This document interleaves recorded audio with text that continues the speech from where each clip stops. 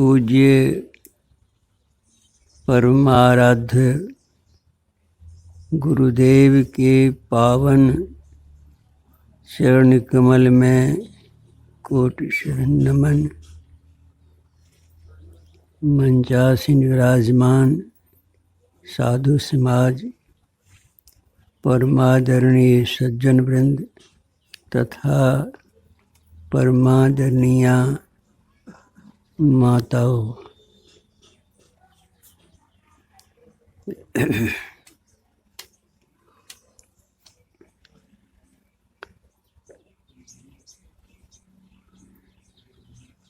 हम लोगों के भारतवर्ष में बहुत संत महात्मा हुए हैं। दूसरे देशों में कम, भारतवर्ष में ज़्यादा।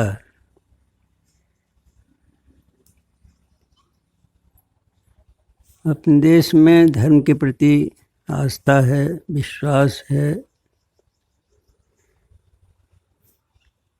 लेकिन जिस आस्था विश्वास की चर्चा हम लोगों के वेद पुराण में है, उस तरह की चर्चा उन देशों की सभ्यता संस्कृति नहीं है।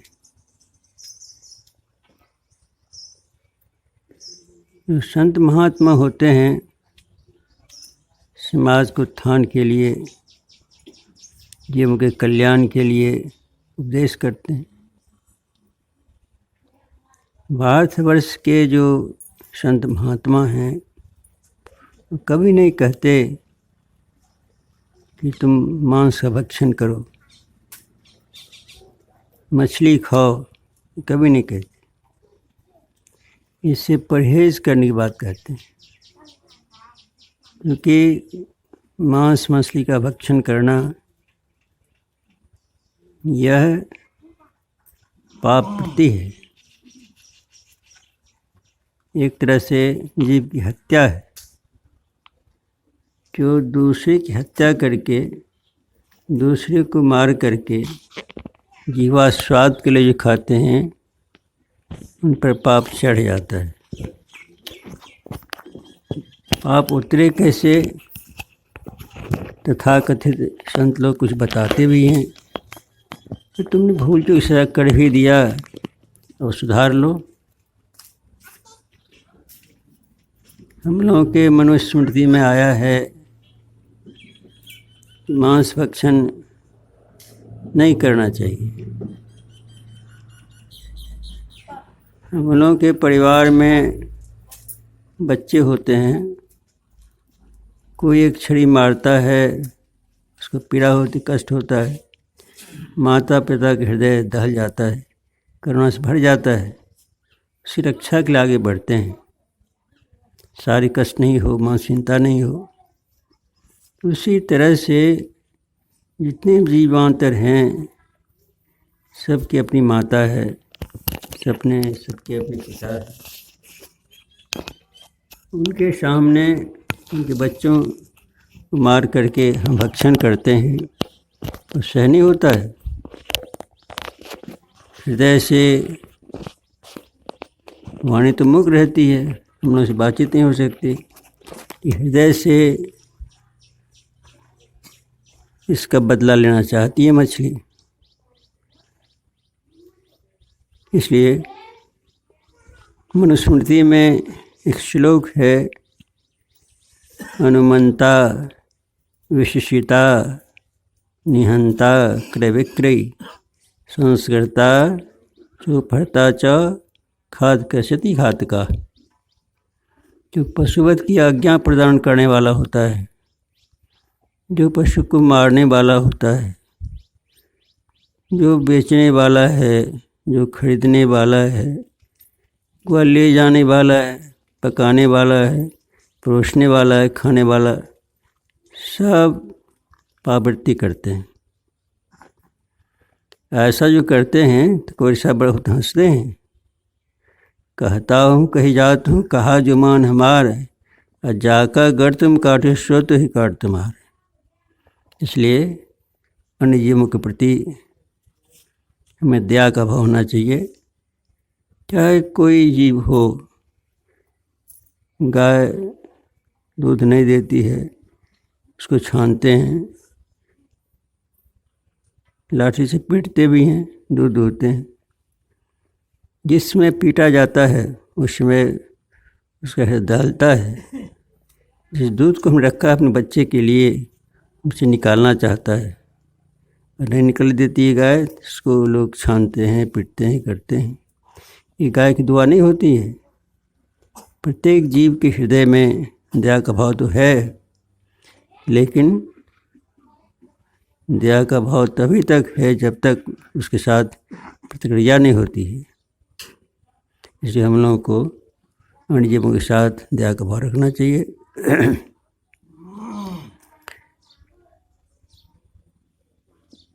अपने देश में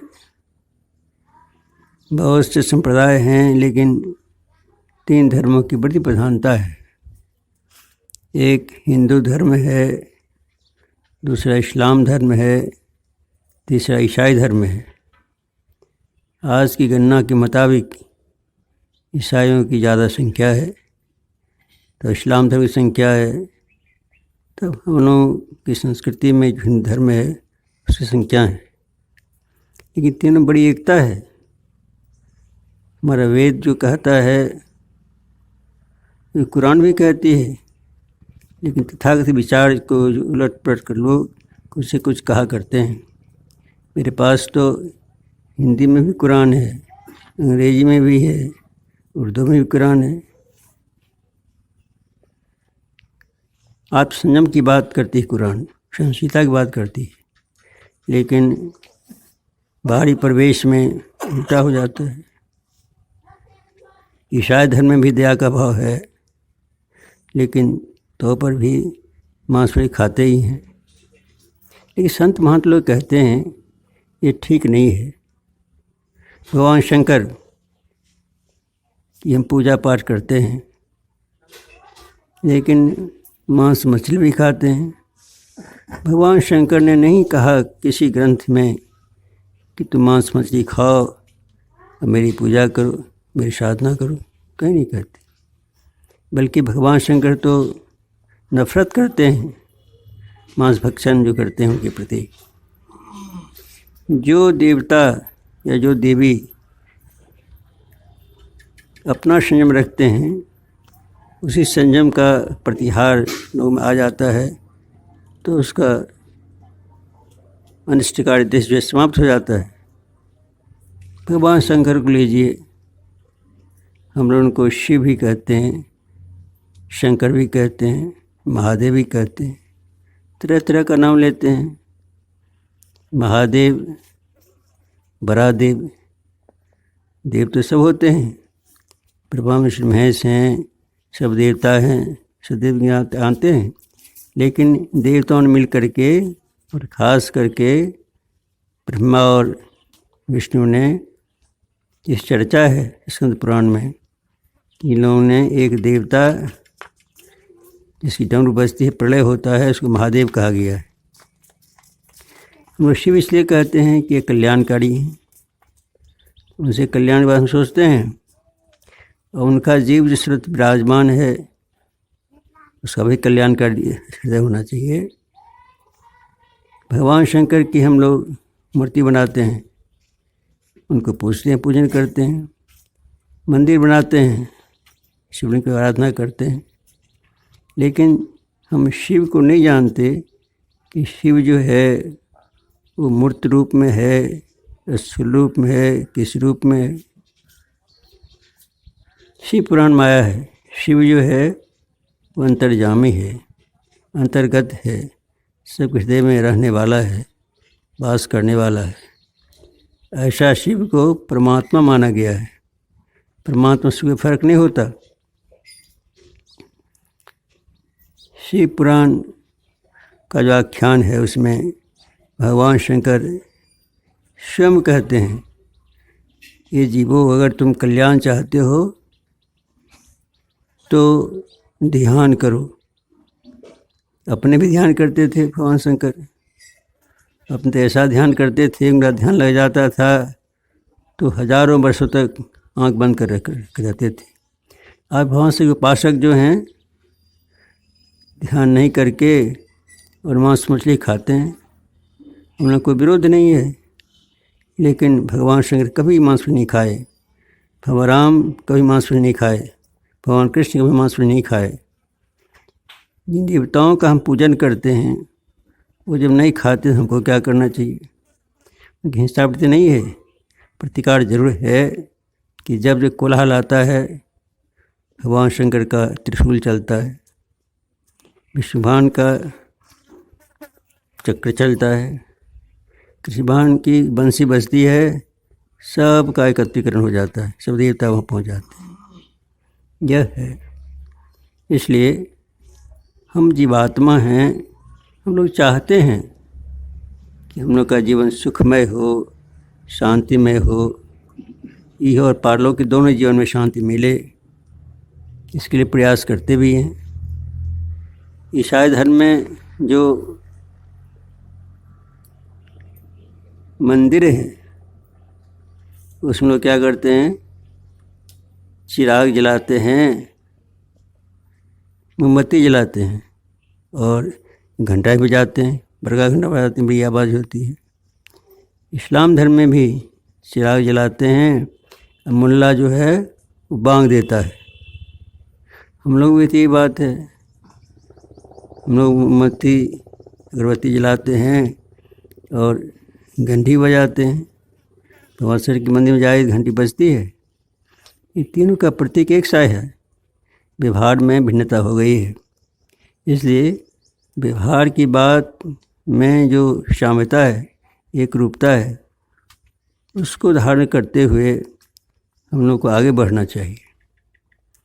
हम लोग संत महात्मा कहते हैं, इसको जानना चाहते हो, तथ्य क्या है संसार में जानना चाहते हो, तो जो परमात्मा है उसका नाम पहले जानो और उस नाम को पकड़ के वहाँ तक पहुँचो, तो कल्याण हो जाएगा।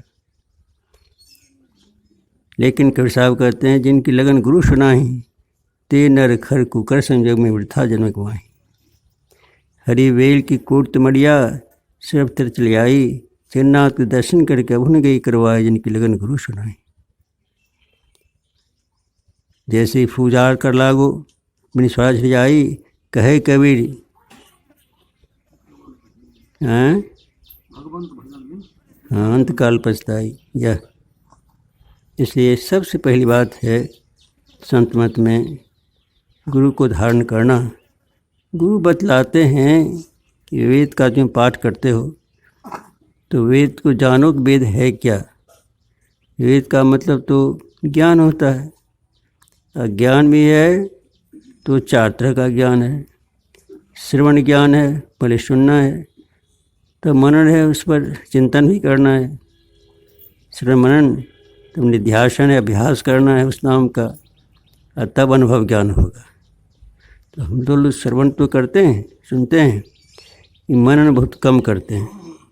श्रवण से ज़्यादा मनन करना है, मनन ज़्यादा करना, मन के बाद निध्यासन करना है, और तब अनुभव ज्ञान होगा। कबीर साहब कहते हैं कि नाम के तेज सूरत की बाती, ब्रह्म अग्नि दुगारू। नाम की बत्ती सूरत, नाम का तेल असुरत की बाती।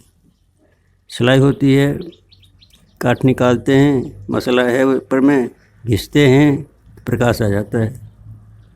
प्रकाश किधर छिपा है, रोशनी किधर छिपी है, इसका पता हम लोग को नहीं है। घर्षण से सो प्रकाश निकल जाता है। ये लकड़ी अग्निकाष्ठ होती है, इसको घर्षण करिए तो आग निकल जाती है। प्राचीन काल में तथाकथित जो यज्ञ कराने वाले पंडित हुआ करते थे, वो अग्नि नहीं दे देते थे, वो क्या करते, अग्निकाष्ठ को रगड़ते थे और उसे आग निकल जाती थी, यज्ञ की शुरुआत हो जाती थी। एक बार ऐसा हुआ, जंगल में एक पंडित जी थे, यज्ञ की शुरुआत हुई और निकास फैलाए हुए थे कि कुछ संजोग से निकास एक पशु लेके भाग गया। उस समय 5 भाई पांडव वास कर रहे थे, साथ में द्रौपदी भी थी। तो जब लेके भाग गया पशु, तो देखा पांचों को, लगता है कि ये तो रक्षा करने वाले वीर पुरुष मालूम पड़ते हैं। युधिष्ठिर जी के सामने उस पंडित ने अपनी बात कही कि देखिए जग होने वाला था, अरण्यकाष्ठ से हम ये कुंड, ये जो मंडप के भीतर में कुंड है जिसमें तिल जौ और जो क्या क्या देते हैं घी, तो इसमें अग्निदान करते। अग्नि तो अरण्यकाष्ठ से निकलती है, अरण्यकाष्ठ लेके एक तो पशु भाग गया है, इस दिशा में गया है। युधिष्ठिर महाराज कहते हैं कि यही काम करो नकुल, हमको तो प्यास काफ़ी लगी है, पहले पानी पिलाओ, उसके बाद सो इसको खोजना। नकुल गया खोजने के लिए, पोखर तालाब है कि नहीं है, देखा हाँ एक तो पोखर तालाब है। उस तालाब के किनारे में एक तमाल का वृक्ष भी था, बहुत पत्ते उसमें लगे हुए थे। नकुल की प्यास अपने लगी थी, धूप का समय था, वैशाख का महीना था, कड़ी धूप थी, प्यास से आकुल व्याकुल था। नकुल पहले पानी पीना चाहता है, जैसे वहाँ पानी पीने का प्रयास करता है तो एक गाछ था तमाल वृक्ष का, उस पर से आवाज़ आती है, तुम कौन है, तुम पानी पी सकते हो। तो ये तो जिनके साथ में भीम अर्जुन रहने वाले हों या रहने वाले हों, नकुल को क्या फिक्र, दर्शना चाहता है कि तुरंत मूर्छित के गिर गया, वो चेताहीन हो गया। देर होने पर युधिष्ठिर ने कहा कि सहदेव नकुल गया है, अभी तक आया नहीं, जाओ देखो तो किधर चला गया है। सहदेव गए, ये भी प्यासे व्याकुल थे, जिस पीना चाहते फिर आवाज़ आती तो पानी नहीं पी सकते हो ब्राह्मण आदेश के, लेकिन ये कौन माने, जैसे पीना चाहते हैं कि विधान से गिर गए, अचेतन अवस्था आ गई। इसी तरह से भीम गए, यही हालत हुई, अर्जुन गए, यही हालत थी। अब इस महाराज को हुआ जो जाता है आता नहीं, क्या बात, कुछ बात तो है, गड़बड़ी हो गई है। अपने से आते हैं, अपने जाते हैं तो प्यास तो काफ़ी लगी थी, और साथ देखा भी अर्जुन गिरा है, भीम गिरा है, नकुल सहदेव गिरा है। यहाँ तो ये हमारे भाई जो हैं इतने संग्रामी हैं, इतने बली हैं, पुरुषार्थ वाले हैं, इनसे सामना करने वाला कौन संसार में है। लेकिन यहाँ कोई रक्तपात नहीं है, खूनखारा भी नहीं है, मारपीट नहीं है, युद्ध नहीं हुआ है, फिर लोग गिरे कैसे। अच्छा ठीक है, प्यास काफ़ी लीजिए, पानी पी लेते हैं, तब जाकर सोचेंगे। पानी पीने जैसे धंसते हैं, ऊपर से आवाज़ आए जैसे पानी पी सकते हो, ये रुक गई। क्या आपका आदेश चाहिए हमको, आप कहिएगा तब पिएंगे। ये सुनो, पहले हमारे प्रश्न का उत्तर दो, तब तुम्हारे भाई को जिंदा करेंगे, तब तुम्हें पानी पीने का आदेश देंगे। कहा बोलिए क्या करना है। 101 प्रश्न पूछा था यक्ष ने। 101 प्रश्न में अंतिम प्रश्न था कि आश्चर्यम संसार, आश्चर्य क्या है ये बताओ, जो तुम्हारा कहाँ आश्चर्य है। आश्चर्य ये है, प्रत्येक गांव में, प्रत्येक समाज में, प्रत्येक देश में लोग देखते हैं, यहाँ से लोग शरीर छोड़ के चले जाते हैं, कहाँ चले जाते हैं इसका पता नहीं, इसको मरना कर मृत्यु कहते हैं, जानते हैं जाना है, लेकिन किस पर ख्याल नहीं करते हैं, सोचते नहीं, विचारते नहीं। वो ऊपर से आवाज़ देने वाले एक बगुला था, यक्ष था, धर्मराज का प्रतिरूप था। बड़ा प्रसन्न हुआ, ये ठीक कहते हो। ये आश्चर्य है संसार में कि प्रत्येक परिवार से आदमी निकलता है फिर लौटता नहीं है,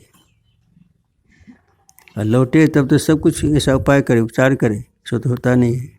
भगवान बुद्ध के समय की बात है, एक बूढ़ी माँ थी, उसका एक लड़का गिर गया था, फिसल गिर गया था, गिर गया तो बेहोश हो गया कि मर गया, इसका पता उसको चला नहीं। उस माता को ये सोच हुआ कि हमारा लड़का पानी फिसल गया है, बेहोश हो गया है, चेतनाहीन हो गया है, अब इसको उपचार करना चाहिए।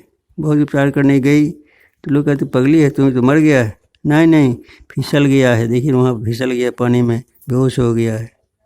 जब देखा लोगों ने कि नहीं मानती है तो कहा कि भगवान बुद्ध एक महात्मा यहाँ पर हैं, उनके पास जाओ, बेहोशी है, इसको छुड़ा दे सकते हैं। गई महात्मा उस बच्चे को लेकर के, और भगवान बुद्ध के शरण में जा कर के बच्चों को रख दिया। उन्होंने कहा कि भगवान बुद्ध आप तो भगवान हैं, हमारा लड़का फिसल गया था, बेहोश हो गया था, सो ये उठ भी नहीं करता है। तो कहा कि सुनो मैया, ये फिसल गया है, उठेता नहीं है, मर गया है। कहा ना बाबा, हम नहीं मानेंगे, ये तो फिसल के गिरा है, बेहोश हो, जरा इसकी जिंदा कर दीजिए। अच्छा सुनो, जिंदा की बात करते हो तो मैं करता हूँ जिंदा।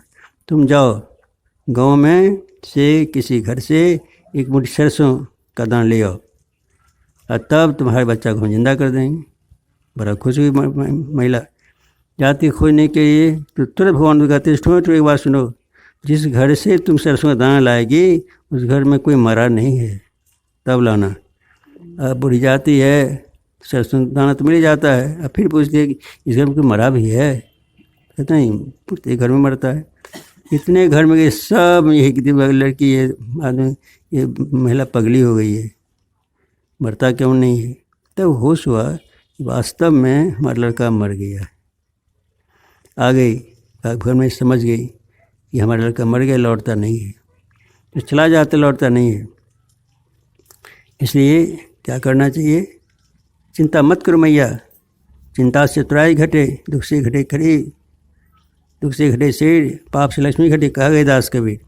चिंता मत करो, चिंता से तुराई बेग का की हानि होती है और जो करना चाहते कर नहीं पाती। इसलिए हम लोग जानना चाहिए कि संसार में जो चला जाता लौटता नहीं है, लेकिन इस पर हम ख्याल नहीं करते, चिंता नहीं करते, सोचते नहीं हैं कि चला गया तो हमको जाना है, तो उसमें भय करना चाहिए नहीं करना चाहिए? भय तो रखना चाहिए। एक बात से, एक इस्लाम धर्म का जो साम्राज्य था अपने देश में, तो एक बादशाह था बलक बुखारा, बलक बुखारा उसका नाम था, बादशाह था। उसके दरबार में लोग जाते थे, धनी आदमी है और राजा था, बादशाह था, तो फकीर साधु महात्मा जाते थे, कुछ मांगते थे, कुछ मिल जाता है खाने के लिए, जीविका चलती थी। इस तरह से उस क्रम में एक प्रश्न पूछता था बलक बुखारा उसका मंत्री कि तुम साधु क्यों बने हो? तो साधु अपने कहते थे इस वजह से हम साधु बने हैं। मंत्री कहते ना, इसका उत्तर ठीक नहीं, राज नहीं, इसको जेल बंद कर दीजिए।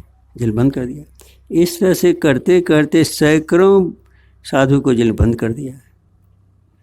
और तब रामानंद स्वामी के शिष्य थे, उनके शिष्यों को बंद बहुत को कर दिया। रामानंद स्वामी ने बचाया सबको, अपने शिष्यों को कहा देखो जी, ये हमारा शिष्य है, सो बहुतों को बंद कर दिया बलक बुखारा ने, कौन छुड़ा सकते हो? कब सब बैठे हुए थे, कहा गुरुदेव हमको आशीर्वाद दीजिए, मैं छुड़ा लूँगा।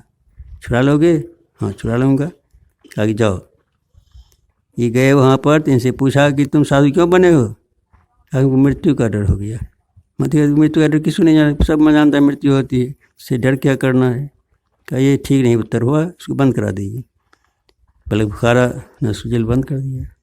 जब बंद कर दिया तो उसमें बादशाह क्या करता था, सबसे चक्की चलाता था, आटा पिसवाता था साधु महात्मा से। कभी साहब ने देखा ये सब आटा पिस रहा है, चक्की चला रहा है, इतनी परेशानी होती है। कहा ये सुनो जी, तुम चक्की चलाना बंद कर दो।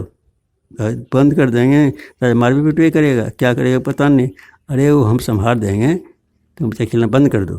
चक्की चलाना बंद कर दिया और तब चक्की अपने आप चलने लगी, सब चक्की चल रही है, गेहूँ पीसा जा रहा है। सियाड़ी एक था बादशाह का, जा कहा कि महात्मा ये राजन कौन महात्मा का जेल बंद कर दिया है, जो सबके चक्की को बंद करा दिया है, चक्की अपने आप चल रही है। कहा कौन कौन है? बोला बोला उसको, बोला। आ गया सामने, सामने आ गए कि बोले जी तुम्हारा क्या नाम है? कहा हमारा जिंदा फकीर नाम है। जिंदा फकीर है? अच्छा, तो तुम मांगो, तुम साधु महात्मा मांगो, क्या मांगते हो? कि देना चाहते हैं हमको? हम मांगो। ये काम करिए आप कि ये जो मुख्यमंत्री है वो कहता है कि मृत्यु से डर की क्या बात है, सद मरबे करता है। तो ऐसा कीजिए आप कह दिए आज से 7वें दिन मंत्री को फांसी सजा मिलेगी, फांसी नहीं दीजिएगा, कान में जाके कह दिया, शादी का ऐलान कर दीजिए। राजा तो बादशाह वचनबद्ध था जिंदा फकीर से। कहा गया जी मंत्री, तुमको 7वां दिन फांसी की चकता पर लटाया जाएगा, तुमको फांसी मिलेगी, जाओ अपना घर। अब तो मंत्री गया घर, क्या खाना क्या पीना, क्या बच्चों को देखना उखना, सब भूल भाल गया। अब तो 7वें दिन 7वें दिन है, बचना है। एक दिन गया, 2 दिन गया, 3 दिन गया, 4 दिन गया, 5वां दिन के बाद और लड़खाने लग गया। 6ठा दिन इतना ही हो रहा था, 7वां दिन दबाना है राजा के दरबार में। अब देखिए क्या हुआ, जिंदा फकीर लगा हुआ था वहाँ पर, आ गया था। बादशाह ने बुलाया मंत्री को कि आज तुम फांसी तक लौटाया जाएगा। तब तक क्या हुआ, वो जिंदा फकीर सामने आ गए थे। मंत्री जी, मैं जो कहता था मृत्यु का डर है, तो अब क्या मालूम पड़ता है मृत्यु का डर है? हाँ जिंदा फकीर, उसमें सुनाई बात सोचता था। आज तो प्रत्यक्ष देख रहा हूँ कि मुझको फांसी लटकाया जाएगा, मेरी जान चली जाएगी। आज कुछ नहीं प्यार लगता है। क्या बच्चे इसको प्यार करते थे? हाँ, अब नहीं लगता उसको उठावे। घोड़ा की सवारी आप करते थे बहुत अच्छा, अब कुछ प्रिय लगता ही नहीं है। मृत्यु के याद हो जाती है, उससे निकट है मृत्यु, तो क्या लगेगा? एक ईश्वर की भक्ति से कुछ लगेगा? तब तो मंत्री समझ गया कि बात सही कहता है। जिंदा फकीर के कहे के मुताबिक मंत्री साधु बन गया और तब जिंदा फकीर चले गए। अब सोचते हैं कबीर साहब कि मंत्री को तो हमने साधु बना दिया, भगवान भक्ति करता है या मंदिर में जा करके जो ईश्वर भक्ति करना चाहिए करता है, लेकिन राजा जो बादशाह है इसको तो कुछ किया नहीं। एक दिन क्या हो गया, बादशाह के बाहर था, जिंदा फकीर पहुँच गया, वहाँ कबीर साहब पहुँच गया और जो पलंग थी जिस पलंग पर बादशाह सोया करता उस पर जाके सो गया कबीर साहब। आधा घंटे बाद बादशाह लौटता है, कभी इस पर कौन सोया है जी? तो पता है वही जिंदा फकीर है। इधर सुनो मंत्री, सिपाही बुलाओ, 100 कोड़ा मारो, तब पता चलेगा क्यों हमारे पीछे में सो गया। 100 कोड़ा मारो तब इसको छोड़ो। जैसे कोड़ा लाया गया, मारने की बात हुई तो कबीर साहब हंसने लग गए। अरे तुम हंसते क्यों जी, क्या बात है? बोलो, पहले बोलो, हंसी का क्या कारण तुम्हारा? कहा कि महाराज हम तो 10-15 मिनट से लेटे हैं ना, तो 100 क्या लग रहा है? जो सब दिन सोता उसको कितना कोड़ा लगेगा? तब तो समझ में आ गया, ठीक तुम जिंदा फकीर हो जी।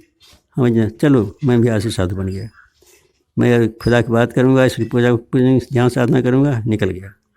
जब चेतना आती है, समय आता है, विवेक जग जाता है, तो अवश्य ही उसका मन जो है वाह जगत से, संसार से विरक्त होकर के ईश्वर में लग जाता है। बादशाह निकल गया, राजपाट छोड़ दिया। कितना राजपाट था, कितना क्या था, कितना संपत्ति, कितना मसाब छोड़ के बाबाजी बन गया। जब बाबाजी बन गया, एक दिन ऐसा हुआ कि उसको दाढ़ी कटानी थी। एक नाविक था, नवा था, तो गया कहने के लिए हमको ये बाल छाँट दो। कहा कि ठीक ठहरिए। सोचा बादशाह ने इसको कुछ ज़्यादा पैसा दे देंगे तो जल्दी हमको कर देगा। तो 1 रुपया बदले 2 रुपया दे दिया। 2 रुपया दिया तो अपना लाइन में रख दिया। ये नौका ये कटाने वाला जो नौवा था, तो सोचा बादशाह ने 2 रुपया देंगे जल्दी कर देगा। लेकिन जब समय आया उस पंक्तिबद्धता में, तब इसका ये बाल कटाया। तब चेतना हुई कि नौवा तो हमसे भी वर्कर है। अपने विचार में परिवर्तन लाया, इसका जो वसूल था उस पर कायम रहा। बहरहाल आगे बढ़े बादशाह। इधर जो बादशाह का लड़का था, उस सोचा कि हमारे पिताजी वाले जी तो चले गए हैं, बादशाह ये फकीर बन गए हैं, उनकी याद करनी चाहिए कहाँ पर क्या है। 5 ठो सेवक भेजा, पता लगाओ हमारे पिता जो हैं सो कहाँ हैं। जहाँ पता लगाते लगाते इसी फकीर से भेंट हो गई है, जिसकी बाल बड़ी हुई थी और सिर सूखा हुआ था, घूम भर के कहीं खाते पीते थे। पूछा कि भैया, अरे बादशाह फकीर हो गए हैं, सो जानते हो कहाँ पर है? बादशाह का तो साला क्या फकीर बनेगा, उसको अहंकार अभी तक भरा हुआ है। तब क्या किया, जैसे पूछा तो मारना ही शुरू कर दिया। जो क्या फकीर है उसको जांचने के लिए आया था, बुलाने के लिए आया था, उसको मारा भी बादशाह को। तब सोचा कि अब यह ठीक ठिकाने हम आ गए। यह डर करनी डर परम गुरु, डर करनी डर सार, डरत रहे सुबड़ी काफिल खाबे मार। जो डरता नहीं है किस डरेगा? सबसे पहले ईश्वर से डरना चाहिए कि तुम ही रक्षक हो। तुम ही अगर हम याद ठीक से नहीं करेंगे तो भक्षक तुम्हारा बन जाएंगे, भक्षक हो जाए, भक्षण हो जाएगा हमारा। इसलिए ईश्वर की सृष्टि है, जब जैसा चाहता करता है और उनके संकेत के मुताबिक, उनकी इच्छा के मुताबिक एक पत्ता भी नहीं डोलता है, एक पत्ता भी नहीं डोलता है। लेकिन संसार जो है वो दिखता है। कैसा दिखता है? वेद का जो पाठ किया उसमें 3 बातें आई हैं। वेद भगवान कहते हैं कि सबसे पहले पर ही जानो कि परमात्मा क्या है। जगत प्रसता परमात्मा जो है, जिस परमात्मा ने संसार को बनाया है, सृजन किया है, उसको जानो और तब इस संसार को जानो। ये ईश्वर को जाना, ये बड़ी सत्ता है। इस सत्ता को हम प्रतिभास नहीं कहते, बाहर नहीं कहते हैं, पारमार्थिक सत्ता कहते हैं। और संसार जो है ये प्रतिभासित है, दिखाई पड़ता है लेकिन है नहीं। जल में आप अपने चेहरा को देखते हैं, अपना चेहरा उसमें लगता है, हिल्डोल समाप्त हुआ पानी का तो चेहरा ठीक दिखाई पड़ता है, स्थिरता है तो अपना चेहरा दिखाई पड़ता है। लेकिन जो चेहरा दिखाई पड़ता है, हम हाथ उठाते हैं, हाथ भी उठाता है, हम हंसते तो भी हंसना शुरू कर देता है, लेकिन वो सच है क्या?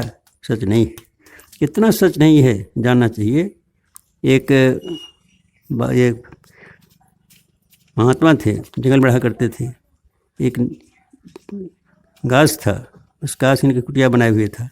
उसी होकर एक मदारी जा रहा था, तो मदारी को देखा बादशाह ने, ये महात्मा ने कहा, देखो जी तुम कौन हो जी? कहा कि मैं ये मदिरा हूँ और ये नाचना चाहता हूँ, मदारी हूँ, क्योंकि इस नाच दिखा दोगे? मदारी सोचता है तो बाबा जी है, कोई पैसा देगा नहीं, अच्छा कि तो दिखाई देते हैं क्या होगा। एक डमरू बजाई, बंद नाचने लग गया, एक नाच दिखा दिया। तो बड़ा खुश होकर के महात्मा ने कहा, ए मदारी आँख बंद करो। सोचता है कौन ठिकाना है कि बंद लेके भाग जाए। अच्छा हम तो मजबूत हैं, वो कमज़ोर है, तो पकड़ भी लेंगे। जैसे आँख बंद की मदारी ने, वैसे कहा आँख खोलो। आँख खोला तो देखा कि पंदरों नहीं गायब है। अपने सिर को देखा तो इस पर तो बड़ा वस्त्राभूषण लगा हुआ है, और कपार सिर को देखा तो मुकुट धारण किए हुए। अगर वह देखा तो सब कोई हाथी पर, कोई रथ पर सवार हो गई, हमको पुकार खड़ा नहीं, कहाँ बैठे हैं, रात सुना है। तब मदारी को हुआ कि हमने एक नाच दिखा दिया तो हम राजा बन गए। तब चला गया, रथ पर चढ़ा चला गया अपने देश में। जाग पड़ के मदारी राजा शासन करने लग गया। शासन क्रम में सोचा कि राज्य का विस्तार करना चाहिए। अपनी सेना के साथ बहुतों को हराया भी, लेकिन एक ठो शत्रु था, बड़ा बलवान था, वो हारता नहीं था। मदारी राजा सोचा कि उसी सादा से, उसी बाबा से साथ आशीर्वाद ले लें, ये भी काम बन जाएगा, इसको जीत लेंगे। आज चला गया वो मदारी राजा बस ये महात्मा के पास में, जाके प्रणाम किया। महात्मा कहते थे तुम कहाँ चले आए? कहा आप ही पास आया हूँ। क्या बात है? बाबा आपका आशीर्वाद से तो मैं राजा बन गया, एक और आशीर्वाद दे दीजिए। क्या आशीर्वाद? ये जो एक राजा है, बड़ा बलवान है, उसको हम जीत नहीं पाते, आशीर्वाद दे दीजिएगा नहीं तो हम जीत जाएंगे। अच्छा आँख बंद करो। आँख बंद किया, आँख खोलो। आँख खोला थे, वही बंदर है, वही मदारी हैं, राज पर है कहाँ। क्या महात्मा जी क्या कर दिया? अरे सुनो मदारी, तुमने कितना नाच दिखाया था, हमने कितना नाच दिखा दिया तुमको। संसार नाच है, परमात्मा का खेल है। परमात्मा खेल है, इसको हम जानते नहीं हैं। जाने कब? हमारे शरीर में जड़ चेतन ग्रंथि पड़ गई है। जड़ चेतन ग्रंथि पड़ गई, जितनी साग छोटे तो कष्ट नहीं। जड़ चेतन ग्रंथि जो पड़ गई है, बिना नाम स्मरण के जड़ अलग चेतन अलग नहीं हो पाता है। जड़ चेतन अलग हो कैसे?